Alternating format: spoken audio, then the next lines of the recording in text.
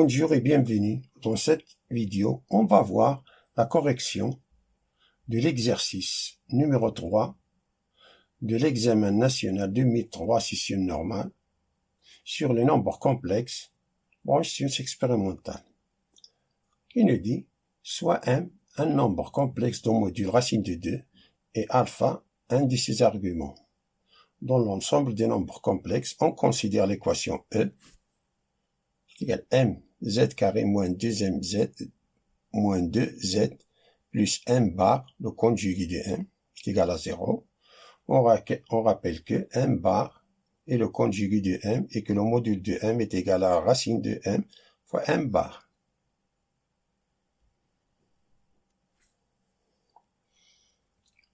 Il nous dit de montrer que les deux solutions de l'équation E sont z' est égal à 1 plus i sur m et z seconde est égal à 1 moins i sur m.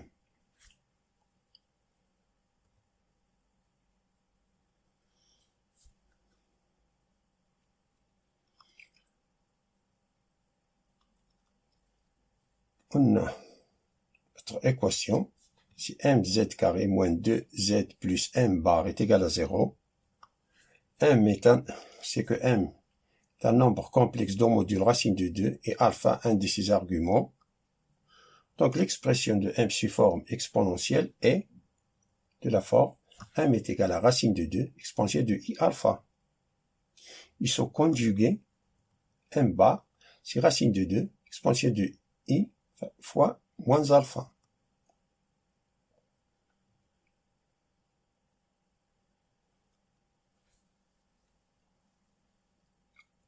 Ici, on calcule m fois m bar, c'est racine de 2 exponentielle de i alpha fois racine de 2 exponentielle de i moins alpha, qui est égal racine de 2 fois racine de 2 exponentielle de i, facteur de alpha moins alpha, qui est égal à 2, racine de 2 fois racine de 2, c'est 2, exponentielle de i fois 0. Exponentielle de i fois 0, c'est e à la puissance 0, c'est 1, c'est-à-dire 2 fois 1, c'est 2. J'ai calculé le produit car il ne sera plus utile plus tard lors du calcul de discriminant. Passons à la résolution de l'équation E.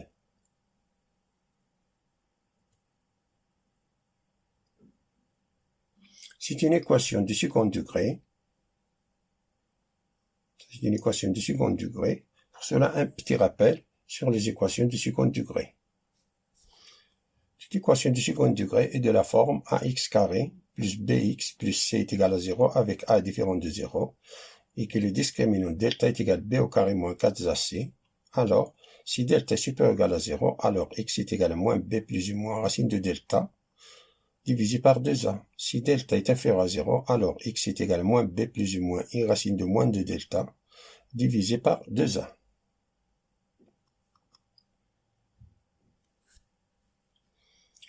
On a delta qui est égal b au carré moins 4ac, ça veut dire que delta est égal. On a ici b c'est moins 2 au carré, moins 4, a c'est m, et c c'est m bar, qui est égal à 4, moins 2 au carré c'est 4, moins 4 fois m bar c'est 2, qu'on a déjà calculé c'est 2, moins 4 fois 2, ça c'est, on a moins 8, 4 moins 8 c'est moins 4. Comme delta est inférieur à 0, alors z est égal à moins b plus ou moins i racine de moins de delta divisé par 2a, ce qui vaut que z est égal, moins b c'est 2, moins 2 c'est 2, plus ou moins i racine de moins delta c'est moins 4 c'est 4, divisé par 2m. Par suite que z' est égal à 2, plus 2i divisé par 2m, où z seconde est égal à 2 moins 2i, car on a racine de 4, c'est 2, moins 2i divisé par 2m. Ce qui va dire que z' est égal à 1 plus i sur m, où z seconde est égal à 1 moins i sur m. On a factorisé le numérateur par 2 et on a simplifié les deux. Ça nous donne 1 plus i sur m, z seconde c'est 1 moins i sur m.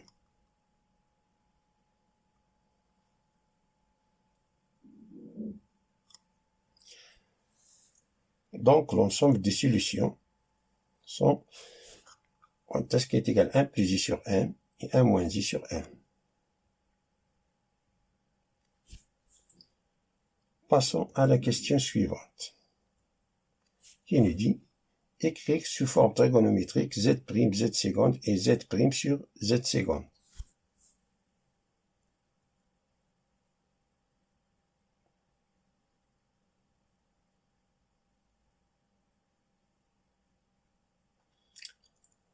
On a z' est égal à 1 plus i sur m et m est égal à racine de 2 exponentielle de i alpha. Alors, pour faciliter notre calcul, passons le numérateur 1 plus i sous forme exponentielle. Car on a m, déjà calculé que m est égal à racine de 2 exponentielle de i alpha. Alors, 1 plus i est égal à racine de 2 facteur de 1 sur racine de 2 plus i, 1 sur racine de 2. On a factorisé ici par racine de 2, car le module de 1 plus i, est égal à la racine de 1 au carré plus 1 au carré qui est égal à la racine de 2. C'est pour cela qu'on a factorisé par 2. C'est racine de 2 facteur. 1 sur racine de 2 plus i, 1 sur racine de 2. 1 sur racine de 2, c'est racine de 2 sur 2. C'est égal à racine de 2 facteur de racine de 2 sur 2 plus i de racine de 2 sur 2.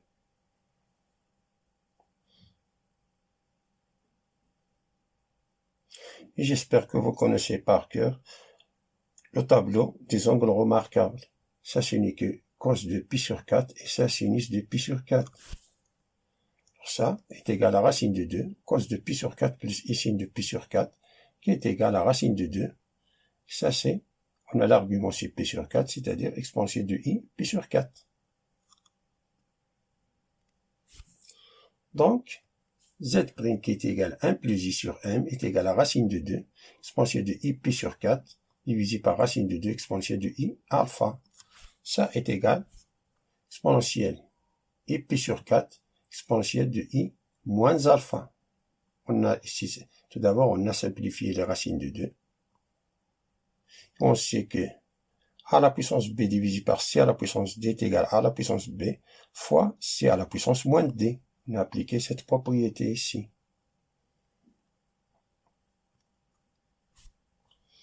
Ça est égal exponentielle de i, facteur de pi sur 4 moins alpha. Comme on a la même base, les exposants s'additionnent. Et ça est égal à cos de pi sur 4 moins alpha plus i sin de pi sur 4 moins alpha.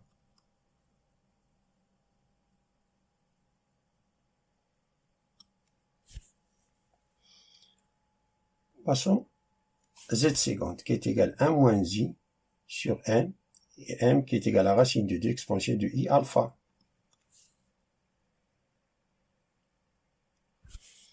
On a 1 moins i, on a factorisé par, on a le module de 1 moins i, c'est racine de 1 au carré plus moins 1 au carré qui est égal à racine de 2.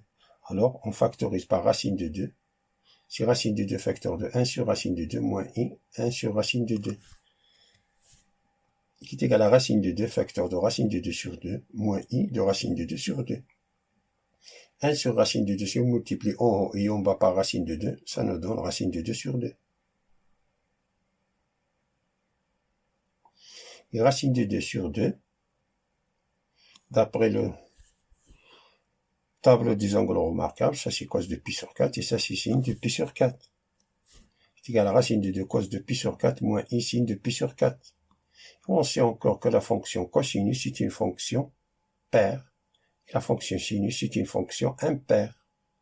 Par suite, alors on a ça est égal à racine de 2 cos de moins pi sur 4. Quand on a cos de moins pi sur 4 est égal à cos de pi sur 4. Et sinus de moins pi sur 4, c'est moins sinus de pi sur 4. Ça est égal à racine de 2, exponentielle de i de moins pi sur 4. Et ici l'argument c'est moins pi sur 4. Donc, z seconde qui est égal à 1 moins i sur m est égal à racine de 2 exponentielle de i moins pi sur 4, tout divisé par racine de 2 exponentielle de i alpha. Ça est égal exponentielle de i moins pi sur 4 fois exponentielle de i moins alpha, qui est égal à exponentielle de i facteur de moins pi sur 4 moins alpha, ça qui est égal à cos de moins pi sur 4 moins alpha plus i signe de moins pi sur 4 moins alpha. Ça c'est la forme trigonométrique de z seconde. Passons à la troisième tranche de cette question, qui nous dit de créer sous forme trigonométrique z' sur z seconde, qui est égal à z', qu'on a déjà calculé, c'est l'exponentielle de i de pi sur 4 moins alpha, et z seconde, c'est exponentielle de i moins pi sur 4 moins alpha. En appliquant cette propriété-là ici, ça est égal à exponentielle de i pi sur 4 moins alpha fois exponentielle de i, ici de moins pi sur 4, c'est-à-dire pi sur 4 moins alpha, c'est plus alpha. On applique cette propriété-là, qui est égal, ça, en addition des exposants, c'est exponentielle de i pi sur 4 moins alpha plus pi sur 4 plus alpha, qui est égal, on a moins alpha plus alpha, ça nous donne 0, et pi sur 4 plus pi sur 4, c'est pi sur 2. Pi sur 4 plus pi sur 4, ça nous donne 2 pi sur 4, et 2 pi sur 4, c'est pi sur 2. Exponentielle de i pi sur 2 est égal, ça c'est cos de pi sur 2, plus i signe de pi sur 2. Ça c'est 0, et ça c'est 1. C'est-à-dire z' sur z seconde, ça nous donne i, c'est égal à i. Mais comme on nous demande ici de quelle forme trigonométrique, c'est cos de pi sur 2, plus i signe de pi sur 2. Passons à la dernière question, qui nous demande de montrer que le quadrilatère OACB est un carré.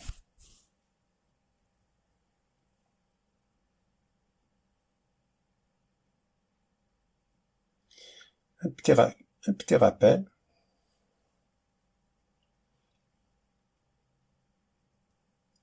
On a l'argument A fois B, c'est l'argument de A plus l'argument de B, l'argument de A sur B, c'est l'argument de A moins l'argument de B, et l'argument de A à la puissance n, c'est n fois l'argument de A. Et que le module de Z est égal au module de Z bar, sous-conjugué, qui est égal au module de moins Z, qui est égal au module de moins Z bar.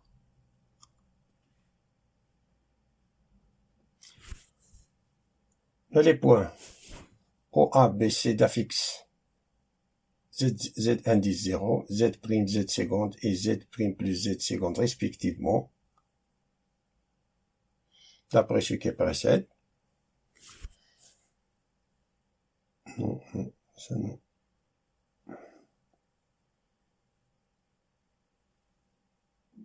Tout d'abord, on va écrire Z' plus Z seconde sous forme exponentielle. On a Z' plus Z seconde, c'est égal à 1 plus I sur M, plus 1 moins I sur M. Ça est égal, comme on a le même dénominateur, et il suffit d'additionner le numérateur, c'est-à-dire 1 plus 1 c'est 2, 1 moins I c'est 0, c'est-à-dire on a 2 sur M, qui est égal 2 c'est racine de 2 fois racine de 2, tout divisé par M. On remplace M par son expression exponentielle, c'est racine de 2 exponentielle de I alpha. Les racines de 2 s'y simplifient, ça nous donne racine de 2 exponentielle de I fois moins alpha.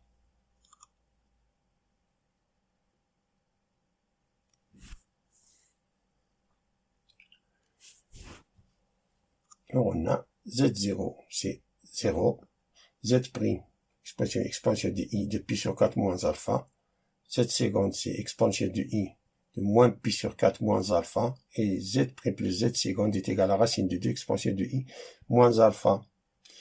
D'après ce qui précède, on a OA, distance OA, c'est le module Z' moins Z0. Ça qui est égal à Z0, c'est 0, qui est égal au module de Z', qui est égal à 1, Z' ici, on a ici 1. Alors, le module de Z', c'est 1.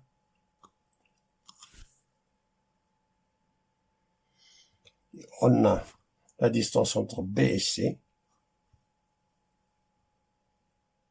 On a, pour affixe, Z' plus Z seconde.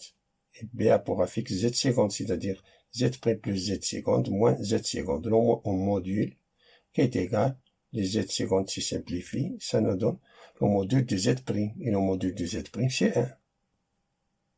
C'est 1. Alors, on a la distance OA est égale à la distance BC.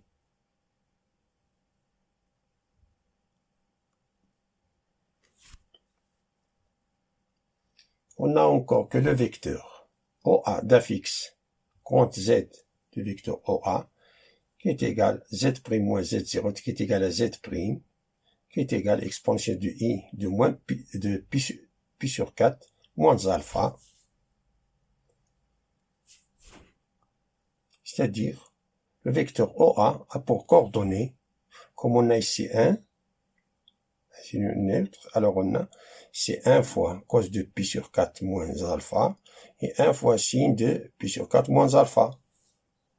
Ce sont les coordonnées de vecteur OA. Et les coordonnées de vecteur BC, on a ici 1. Alors les coordonnées vecteur BC, c'est pi sur 4 moins alpha et sin de pi sur 4 moins alpha. On voit que les deux vecteurs OA et BC, le vecteur OA et BC, que les deux vecteurs sont proportionnels. C'est-à-dire que le vecteur OA est parallèle au vecteur BC. D'où on peut déduire que le quadrilatère OACB est un parallélogramme. Jusqu'ici, on a démontré que le quadrilatère OACB est un parallélogramme.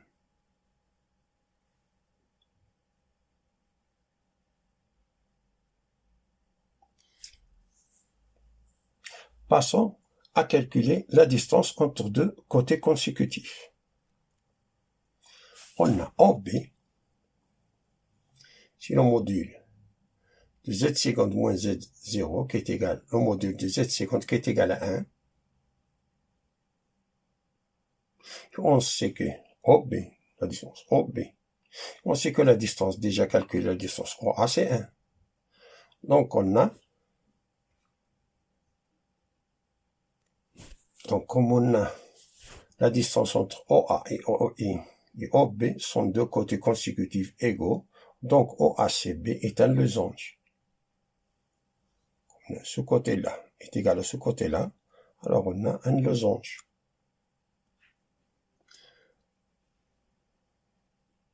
Passons à calculer l'angle qui forme OA et OB.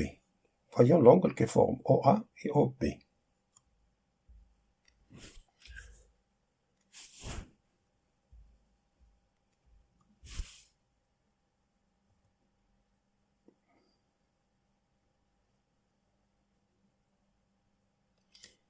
La mesure de l'angle orienté du vecteur OA, OB, dans le plan complexe, c'est l'argument. Au numérateur, on prend l'affixe de deuxième vecteur. Et au dénominateur, on prend l'affixe de premier vecteur. Donc, on a l'argument de Z seconde moins Z0 divisé par Z' moins Z0 est égal, ça c'est 0, ça 0, ça est égal à l'argument de Z seconde sur Z'. Ça qui est égal à l'argument de Z' sur Z seconde, tout à la puissance moins 1, car on a A sur B est égal à B sur A à la puissance moins 1. On sait encore que Z' sur Z seconde, d'après ce qui précède, est égal à l'expansion de I, pi sur 2. Donc, ça est égal à moins, on applique cette propriété-là, c'est moins l'argument de Z' sur Z seconde. Et l'argument de z' sur z seconde, c'est pi sur 2. Alors on a moins 1 fois pi sur 2, c'est équivaut à moins pi sur 2, modulo de pi. Et par suite, cette leçon contient un angle droit, OA, OB, qui équivaut à moins pi sur 2. Pi sur 2, c'est un angle droit. Et on sait encore que tout losange qui contient un angle droit est un carré.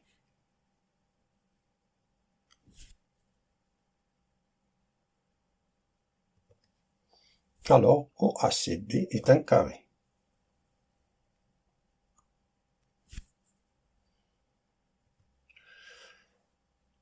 Fin de la résolution de cet exercice. Merci d'avoir regardé cette vidéo. Je vous souhaite bon courage et à bientôt.